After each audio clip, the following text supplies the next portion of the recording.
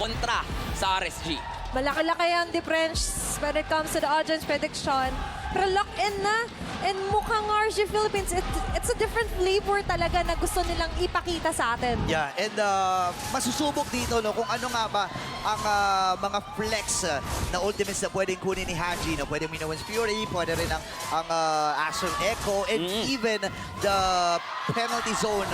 And I think kailangan i-considera ng RSG na pwedeng ibalik sa kanila lahat ng kits na meron sila. So nakadepende pa talaga no para kay Haji kung ano yung kailangan nila, yun yung kunin niya. Pero ang kailangan lang ng dalawang XP laners ay magpa-level up. Pero maagang hooks na nanggagaling dito sa RSG. Edward, mapapasara muna ng onte sa salon. Hinga muna sila dito. At kung papansinin natin yung emblem builds brought to us by FWD Life Insurance, ano nga bang meron? Nakita naman natin ng adjustment dito ng Novaria ni Aqua with the Wilderness Blessing. Aside from that, syempre pupunan nandito yung kakunatan for the El Toro. Nilight na nga lang din. Hindi na po siya baka. El Toro na to. When he sees red, hindi na red. When he sees any members from the side of Blacklist International, that may be the go signal that they need. And mapapansin natin yung prioritization na ginagawa ng both teams dito sa Gold Lane. Actually, ito naman yung i-expect pero may dabuga talaga gagawin ha. Napapurify nga dun si Eman. Maganda yon for Blacklist para ma-force talaga itong purify ni Eman. Yeah, and the first blood ratio ang pinakamataas is Blacklist International, second ang Onyx Philippines, and third itong RSG. So in terms of explosiveness, i-expect natin na talagang sutukan kung sutukan to. Kumbaga, itong Blacklist International, mas gusto nila na early game, hawak pa lang agad nila. Oo. Yeah. Hindi nila Hindi, sabi mamaya na Mamaya daw, na. chill ka lang daw. Pero going back doon sa pinag-uusapan natin, early game expectations, ito na ata yun eh. Grabe nga sila doon. Delikado ang buhay ni Irad na force yung kanyang ultimate. Makaka-back away. Blacklist. Maganda ang control dito sa Turtle. Lalaban pa ba ang RSG? Pero ito na yata yung penalty zone na magagaling kay Haji. Makakapatay. First blood secured by a Blacklist. Wow. Ibang klase yung pinapamalas na aggressive power ng Blacklist International. Uy, tumalon lang din. Mukhang gusto din nilang patayin. Gusto nila ng bawi. Pero Haji, makakatakas pa rin naman yata kahit mag-penalty zone pa si Nats. Pero mukhang magiging enough naman daw ang paghabol ni Aqua. Nagpapakitang gilas agad dito sila Nats Entertainment. And as well as nakita natin yung ating killing machine na si Haji na nga lang din there. On that first fight, di nga talaga team fight yun eh. Hindi nga eh. Okay, parang pitikan lang pero reto yung ginamit Ito na naman yung ambaan dito sa gitna. Ang ganda ng ultimate magagaling kay Irad. Kaso lang, hindi na rin naman siya makapag-first down. Rene J, mukhang mapapa-back away muna ang dalawang koponan. Masyado talaga silang mainit. Net mai talaga ang dalawang teams na ito. Pero sino nga ba ang magiging takmao or mas mautak dito sa laban na ito? Tandaan natin, may una ng death itong si Irad. And kung ikaw ay jungler, ayaw mo nangyayari yun. No way. Pero speaking of mautak, nautakan ni Aqua doon yung members dito ng Blacklist. Siya yung nakakuha actually ng Little Wonder with the last hit as a recall. And so far, for Blacklist International, ngayon parang sabi lang, okay, sasabay. Eh di sabayan din. Ayan na nga, sabayan ba ang gusto? Sensui, dadive na nga dito Medyo malalim siya doon. Nakalunan naman siya ni Irad.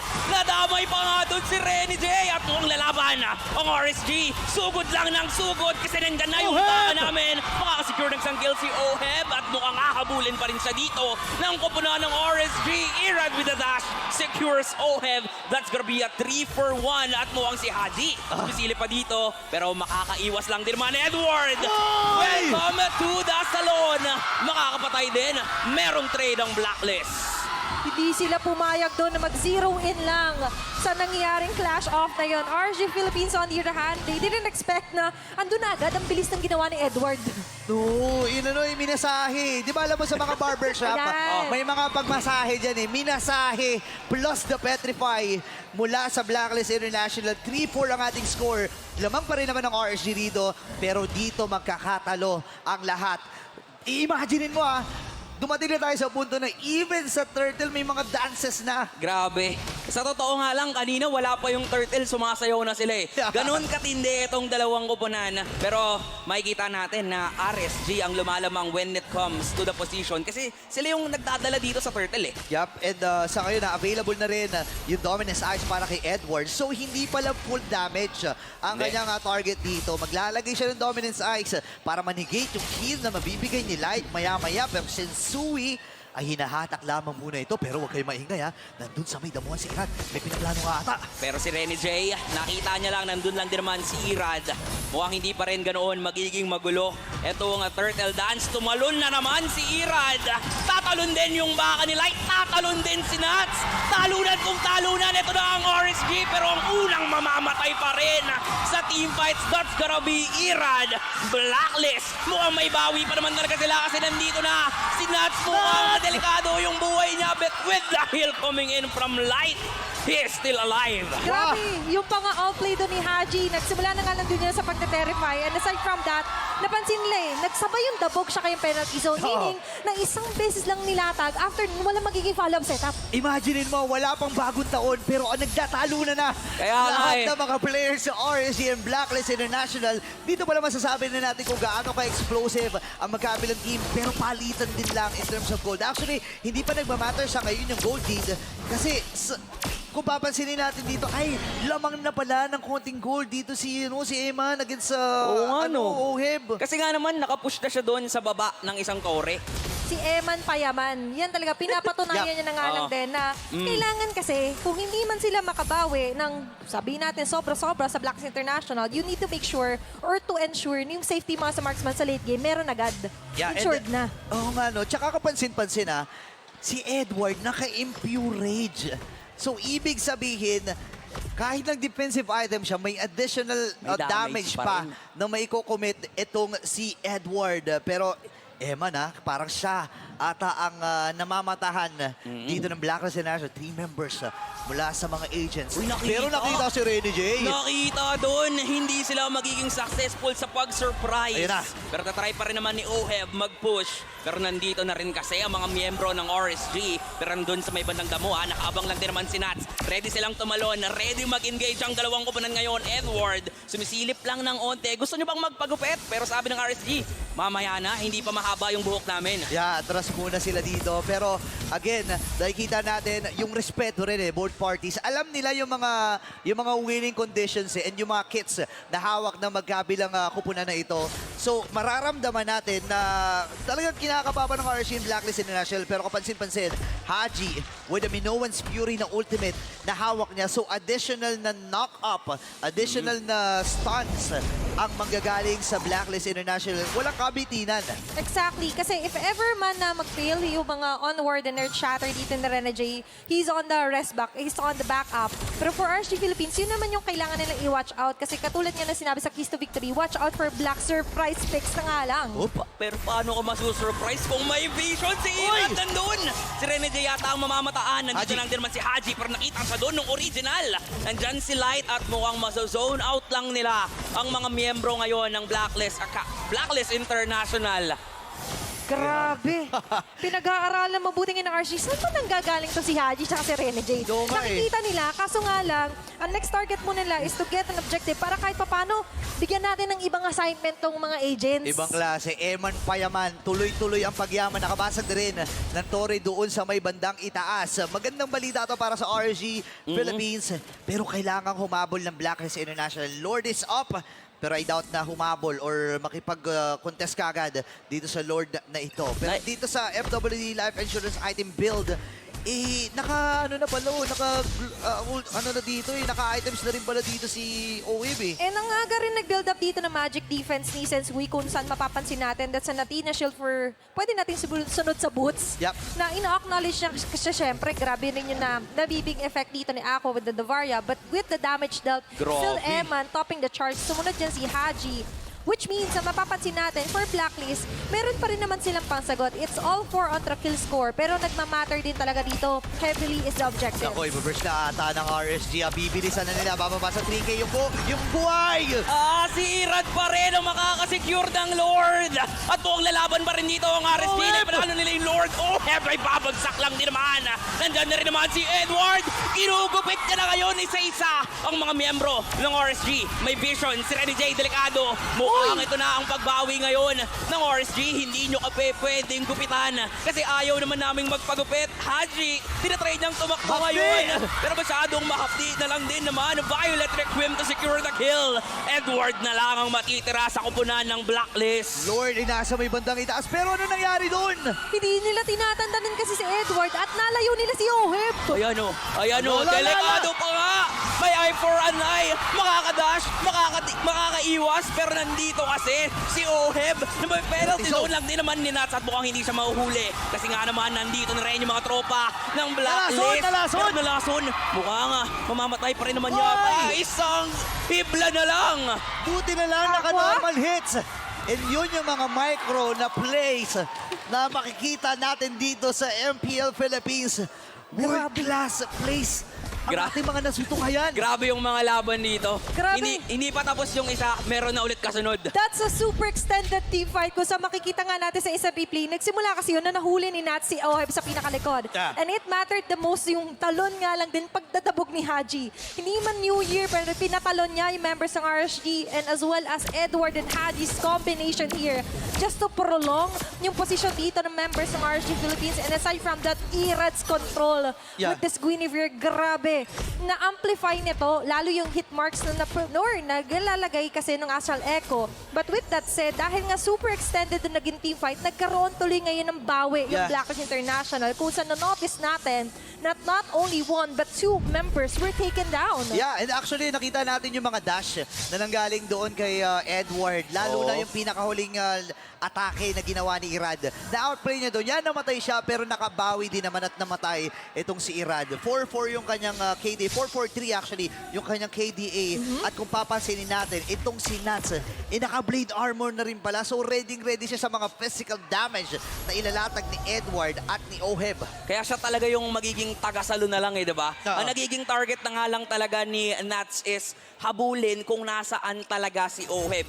Maganda yung pag-back up doon ni Edward. Ang kaso lang kasi RSG, nakukuha nila yung mga malalaking objectives. Exactly. Tsaka minamadali na nila dito eh. Remember, itong si Eman Payaman, mahilig to sa ginto. So Oo. ang kasabihan niya, time is gold. So ayos ba yan? Ayos ba yan? Ayos 8 over 10.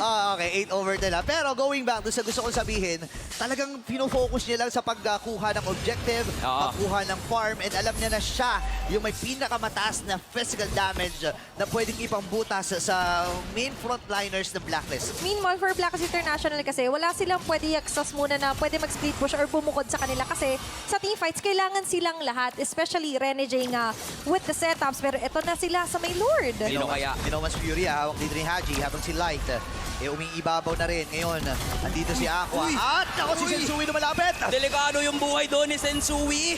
Pero nandyan lang din naman si Haji para tulungan siya. At mukhang mamamatay si Irad. Si Irad dito, tinabugaan. May flicker in si Haji. Masasecure nila yung isang kill. Pero si Eman, ang sakit ng mga bola.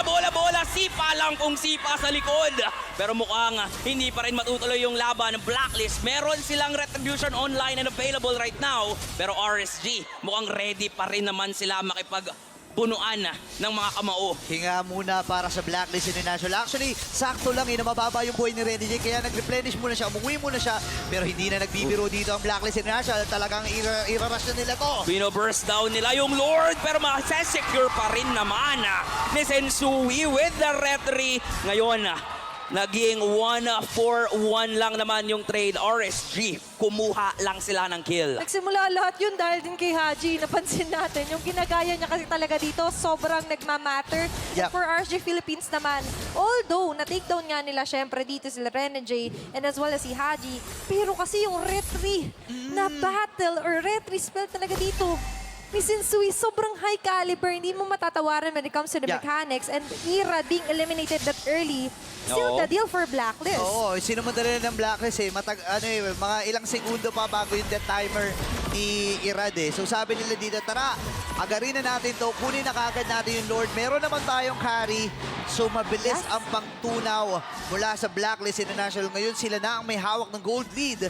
And look at the damage received. Grabe. Talagang ready si Nuts eh. Ibabato niya yung katawan niya doon with the penalty zone.